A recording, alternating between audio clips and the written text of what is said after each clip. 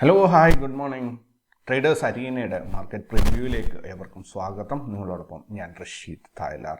ഇന്ന് 2025 ഫെബ്രുവരി 25 ചൊവ്വാഴ്ചയാണ്. ഇന്ന് സെൻസെക്സിൻ്റെ എക്സ്പയറി ദിവസമാണ്. അപ്പോൾ നോക്കാം ഇന്നത്തെ വിശേഷങ്ങൾ എന്തൊക്കെയാണ് എന്നുള്ളത്. പ്രധാനമായിട്ടും നമുക്ക് നോക്കാനുള്ളത് എന്താ പറയുക, US ഇറാൻ്റെ മുകളിൽ പുതിയ കുറച്ച് നിയന്ത്രണങ്ങൾ അല്ലെങ്കിൽ കുറച്ച് കടുത്ത തീരുമാനങ്ങൾ എടുക്കുകയാണ്. അപ്പോൾ എന്തായാലും അവർ ഓൾറെഡി പല പ്രശ്നങ്ങളുള്ളതാണ്. അപ്പം ഇപ്പോൾ ഉള്ള വിഷയം എന്താണെന്ന് പറഞ്ഞാൽ ഉപരോധം ഏർപ്പെടുത്തിയാണ്. സാങ്ഷൻസിൻ്റെ മലയാളം വാക്ക് കിട്ടാതെ ഞാൻ തപ്പിക്കൊണ്ടിരിക്കുകയായിരുന്നു. ഓക്കെ, ഇറാനിൽ ഇപ്പോൾ ഗൾഫിലൊക്കെ ഉള്ള ആൾക്കാർക്ക് ഒത്തിരി പേർക്ക് അറിയാം. കാരണം ഇറാൻ്റെ ഓയിൽ അന്താരാഷ്ട്ര മാർക്കറ്റിൽ വിൽക്കാൻ ഡയറക്റ്റ് അവർക്ക് സെയിൽ ചെയ്യാൻ പറ്റില്ല പല കാരണങ്ങൾ കൊണ്ട്. അപ്പോൾ അവരെന്താ ചെയ്യാന്ന് പറഞ്ഞാൽ ഒരു വിധത്തിൽ പറഞ്ഞു കഴിഞ്ഞാൽ തൊട്ടടുത്ത രാജ്യങ്ങളിലേക്ക് കള്ളക്കടത്താണ്. ഇറാൻ ഗവൺമെൻറ്റിൻ്റെ അറിവോടുകൂടി തന്നെ അയൽ രാജ്യങ്ങളിലേക്ക് കപ്പൽ വഴി ഓയിലെത്തിച്ച് അവിടെ നിന്ന് അവരുടെ പ്രൊഡക്റ്റായിട്ട് പുറത്ത് ഇൻ്റർനാഷണൽ മാർക്കറ്റിൽ സെല്ല് ചെയ്യുന്ന ഒരു പരിപാടി നടക്കുന്നുണ്ട്. ഇപ്പോൾ ട്രംപ് അതും കണ്ടുപിടിച്ചിട്ട് അത് ഏകദേശം 30ഓളം ആൾക്കാരെയും കപ്പലൊക്കെ അവർ പിടിച്ചെടുത്തിട്ടുണ്ട്. അപ്പോൾ ആ കപ്പലിൻ്റെ ഡീറ്റെയിൽസൊക്കെ കളക്ട് ചെയ്ത് അവർക്കൊക്കെ ഉപരോധം ഏർപ്പെടുത്തിയിട്ടുണ്ട്. അത് ഇൻ്റർനാഷണൽ മാർക്കറ്റിൽ ട്രേഡിങ് ചെയ്യുന്ന ഷിപ്പുകളാണ്. അപ്പോൾ അതൊക്കെയാണ് പുതിയ ഇംപ്രൂവ്മെൻറ്റ്സ്. ട്രംപ് ഒരു വഴിക്കും അടങ്ങാനുള്ള ഒരു പരിപാടിയല്ല. പുള്ളി ലോകം മൊത്തം ഒരു പ്രശ്നത്തിലേക്ക് തള്ളിവിടുന്നതാണെന്ന് തോന്നുന്നു. സാമ്പത്തികമായ കാരണം US മാർക്കറ്റ് എന്നുള്ളത് ഏതൊരു രാജ്യത്തിനും ഉൽപ്പാദനം നടത്തുന്ന ഏതൊരു രാജ്യത്തിനും US മാർക്കറ്റ് വളരെ ഇമ്പോർട്ടൻ്റ് ആണ്. കാരണം എവിടെ ലോകത്തുണ്ടാക്കുന്ന മൊത്തം പ്രൊഡക്റ്റിൻ്റെയും 20% കൺസ്യൂം ചെയ്യുന്നത് US ആണ്. അപ്പോൾ അവിടെ ആ ഒരു മാർക്കറ്റിൽ പ്രോപ്പറായിട്ട് ട്രേഡിംഗ് നടക്കുക എന്നുള്ളത് ഏതൊരു രാജ്യത്തെ സംബന്ധിച്ചിടത്തോളം വളരെ ഇമ്പോർട്ടൻ്റ് ആയിട്ടുള്ള ഒരു കാര്യം തന്നെയാണ്. സോ ഇപ്പോൾ ഇറാൻ ആണ് പ്രധാന ടാർഗറ്റ്. ഇറാൻ്റെ ഓയിൽ അന്താരാഷ്ട്ര മാർക്കറ്റിൽ വിൽക്കുന്നത് എന്താ പറയുക, പരസ്യമായ ഒരു രഹസ്യം തന്നെയാണ്. UAE ഉള്ള ഒരുപാട് പേര് ഇതിൻ്റെ പുറകിൽ വർക്ക് ചെയ്തിട്ട് നല്ല രീതിയിൽ കാശുണ്ടാക്കുന്നുണ്ട്. അണ്ടർവേൾഡ് അല്ല, ശരിക്കും ഇറാനിൽ ചെറിയ വെസലുകളിൽ UAE തീരങ്ങളിലേക്ക് ഓയിലെത്തും.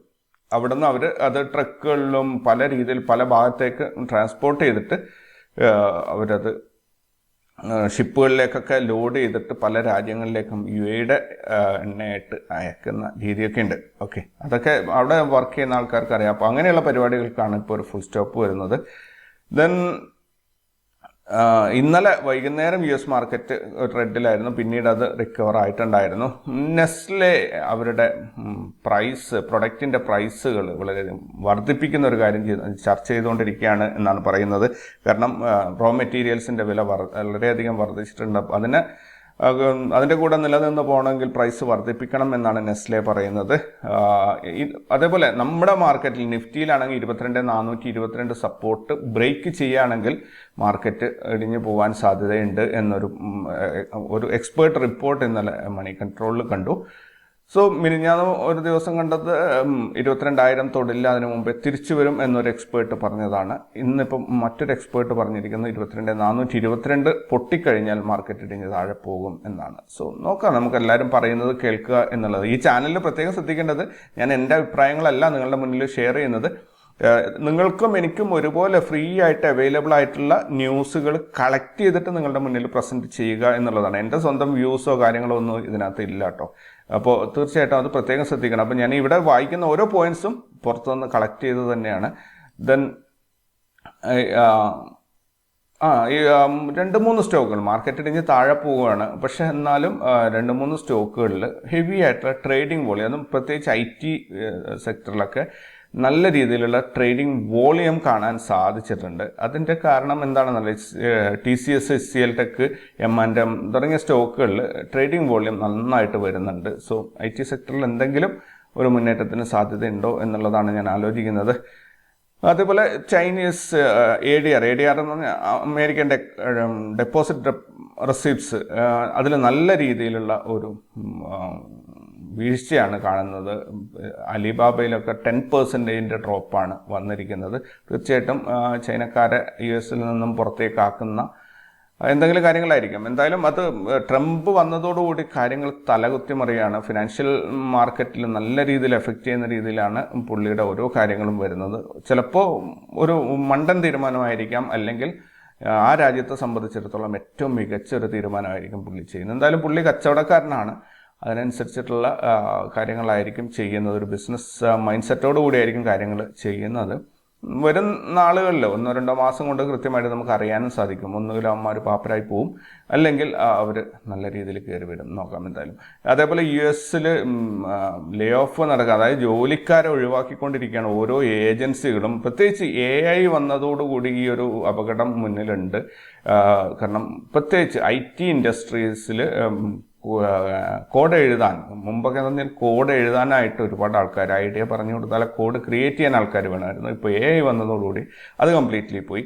അതുപോലെ ഒരുപാട് റിസർച്ച് നടക്കുന്ന വിഷയങ്ങളിൽ, അല്ലെങ്കിൽ കണ്ടന്റ് റൈറ്റിംഗ്, ന്യൂസിൻ്റെ കണ്ടന്റ് റൈറ്റിംഗ്, അങ്ങനെയുള്ള ഒരുപാട് കാര്യങ്ങൾ അന്വേഷിച്ച് എഴുതേണ്ട കാര്യങ്ങളൊക്കെ തന്നെ നല്ല രീതിയിൽ ആ ജോലികളൊക്കെ നഷ്ടപ്പെട്ടു തുടങ്ങിയിട്ടുണ്ട്. കാരണം AI വന്നതോടുകൂടി നമുക്കൊരു സ്പെസിഫിക് ആയിട്ട് ഒരു വിഷയത്തിലേക്ക് വേണമെങ്കിൽ അങ്ങനെ, അല്ലെങ്കിൽ ഒരു കോമൺ ആയിട്ട് എല്ലാ ലോകത്തുള്ള കാര്യങ്ങളും മുഴുവൻ തപ്പിയെടുത്തുകൊണ്ട് തരാൻ പറ്റുന്ന രീതിയിൽ അതിനെ ക്രോഡീകരിച്ച് നമുക്ക് വേണ്ട രീതിയിലേക്ക് എത്തിച്ചു തരാൻ കഴിവുള്ള AI പ്ലാറ്റ്ഫോംസ് റെഡി ആയി തുടങ്ങിയിട്ടുണ്ട്. സോ ഇതിനകത്ത് വലിയൊരു അപകടമുണ്ട്. അതിനെക്കുറിച്ച് ഞാനൊരു ഡീറ്റെയിൽ ആയിട്ടുള്ള ഒരു അപകടം എന്ന് പറഞ്ഞാൽ, ഒരു പുതിയ സാങ്കേതിക വിദ്യ നമ്മുടെ ലോകത്തേക്ക് ഇറങ്ങി വരുമ്പോൾ അത് കുറേ നെഗറ്റീവായിട്ട് ബാധിക്കും. പക്ഷെ പുതിയ പല വിപ്ലവങ്ങളും അത് കൊണ്ടുവരും. പക്ഷെ അവിടെ ബലിയാടാക്കപ്പെടുന്ന കുറേ പാവം ജനങ്ങളുണ്ടാവും. കാരണം കമ്പ്യൂട്ടർ നമ്മളെ നാട്ടിൽ വന്നപ്പം ജോലി നഷ്ടപ്പെട്ട ഒരുപാട് പേരുണ്ടായിരുന്നു, ടൈപ്പ് സെറ്റ് ചെയ്യുന്നവരും അങ്ങനെയുള്ള. പക്ഷെ അതിന് ശേഷം വന്നത് വൻ വിപ്ലവമായിരുന്നു. അതേപോലെ തന്നെ AI വരുന്നതോടുകൂടി അതിൻ്റെ ഒരു AI വന്നു കഴിഞ്ഞു, ഇനി വരുന്നതല്ല. അപ്പോൾ എന്തായാലും അതിൻ്റെ കുറേ കാര്യങ്ങൾ നമുക്ക് പിന്നീടൊരു വീഡിയോയിൽ ചർച്ച ചെയ്യാം. കാനഡക്കും മെക്സിക്കോയും അയൽ രാജ്യങ്ങൾക്ക് US അതിൻ്റെ അവർക്കുള്ള പ്രത്യേക താരിഫ് ഒരു രീതിയിലും നിർത്തലാക്കില്ല, അതുമായിട്ട് മുന്നോട്ട് പോവുക തന്നെ ചെയ്യും എന്നാണ് ട്രംപ് വീണ്ടും പ്രഖ്യാപിച്ചിരിക്കുന്നത്. സോ അതും ഇന്ത്യയുടെ ഫെബ്രുവരിയിലെ ഗോൾഡ് ഇമ്പോർട്ട് എന്ന് പറയുന്നത് 20 വർഷത്തിനിടയിൽ ഏറ്റവും കുറവ് ഗോൾഡാണ് ഈ ഫെബ്രുവരിയിൽ ഇന്ത്യ ഇമ്പോർട്ട് ചെയ്തിരിക്കുക. 840 മെട്രിക് ടൺ എങ്ങാണ്ടാണ് ഒരു വർഷത്തിൽ ഇമ്പോർട്ട് ചെയ്യുന്നത്. പക്ഷേ ഈ ഫെബ്രുവരി മാസത്തിൽ 20 വർഷത്തിനിടയിൽ ഏറ്റവും കുറഞ്ഞ ഒരു കണക്കാണ് പുറത്ത് വന്നിരിക്കുന്നത്. അപ്പോൾ പ്രധാനപ്പെട്ട ന്യൂസുകൾ അത്രയൊക്കെ കഴിഞ്ഞ് നമുക്ക് ഇൻ്റർനാഷണൽ മാർക്കറ്റിലേക്ക് നോക്കുകയാണെങ്കിൽ US മാർക്കറ്റ് ഒരു സമ്മിശ്ര പ്രതികരണമാണ്, യൂറോപ്യൻ മാർക്കറ്റ് അതേപോലെ ഏഷ്യൻ മാർക്കറ്റ് ക്ലിയർലി റെഡിലാണ് പോയിക്കൊണ്ടിരിക്കുന്നത്. ഇനി നമുക്ക് ഗിഫ്റ്റ് നിഫ്റ്റി നോക്കുകയാണെങ്കിൽ ഗിഫ്റ്റ് നിഫ്റ്റി ഇപ്പോൾ ട്രേഡിംഗ് നടക്കുന്നത് 22,590 54 പോയിന്റ് താഴോട്ടാണ് പോയിരിക്കുന്നത് ഓപ്പണായ സ്ഥലത്ത് നിന്ന്. ഇന്നലെ 22,586 ക്ലോസ് ചെയ്തു.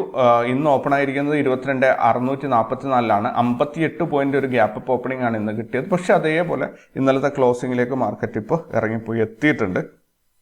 ബെയറിഷ് മൂവ്മെന്റ് തന്നെയാണ് കാണുന്നത്. ബട്ട് മാർക്കറ്റിന്റെ ലൈവ് മാർക്കറ്റ് ഏതാനും മണിക്കൂറുകൾ കൊണ്ട് നമുക്ക് അറിയാൻ പറ്റും. ഗോൾഡ് $2,950 വർദ്ധിച്ചിട്ടുണ്ട്.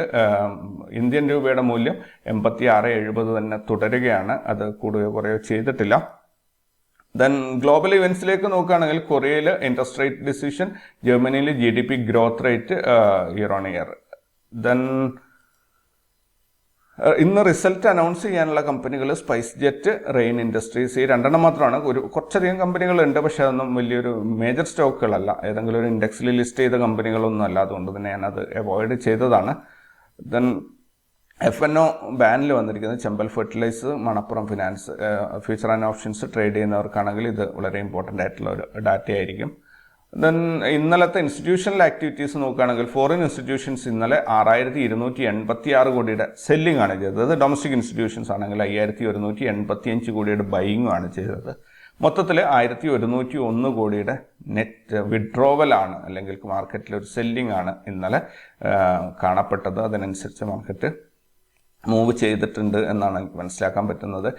ഇന്നലത്തെ സെക്ടറൽ പെർഫോമൻസ് നോക്കുകയാണെങ്കിൽ ഓട്ടോ സെക്ടറും FMCG, ഫാർമ, ഈ 3 സെക്ടറുകൾ മുകളിലോട്ട് ഗ്രീനിലാണ് അവസാനിച്ച്, ബാക്കിയെല്ലാം തന്നെ റെഡിലാണ്. ഇപ്പോൾ ഒട്ടുമിക്ക ദിവസങ്ങളിൽ എല്ലാ സെക്ടറുകളും റെഡിൽ തന്നെയാണ് അവസാനിക്കുന്നത്. പക്ഷേ ഈ ഫെബ്രുവരി തീരുന്നതോടുകൂടി മാർച്ച് ആകുമ്പോൾ പിന്നെ വലിയൊരു മൊമെൻറ്റം കിട്ടാറില്ല. നോർമലി മാർച്ച് ഒരു 20 ആകുമ്പോഴത്തേന് മാർക്കറ്റിൽ തീരെയും മൊമെൻറ്റം കുറയും. സാധാരണ അങ്ങനെ, കാരണം ഫിനാൻഷ്യൽ ഇയർ ക്ലോസ് ചെയ്യുന്നതോടുകൂടി പിന്നെ ഏപ്രിൽ മുതലാണ് നമുക്ക് എന്തെങ്കിലുമൊക്കെ പ്രതീക്ഷിക്കാൻ പറ്റുക. സോ മാർച്ച് പകുതി വരെ, മാർച്ച് 20 വരെയൊക്കെ നമുക്ക് അത്യാവശ്യം സാധാരണ ഒരു മൂവ്മെൻറ്റ് കിട്ടിയേക്കാം. അതിനുശേഷം ഒരു 10-15 ദിവസം ഒന്നും ഉണ്ടാവില്ല, വളരെ ശോകമായിരിക്കും. പിന്നീട് ഏപ്രിൽ ആദ്യ വാരത്തോടുകൂടി തിരിച്ചു പൊങ്ങി തുടങ്ങും.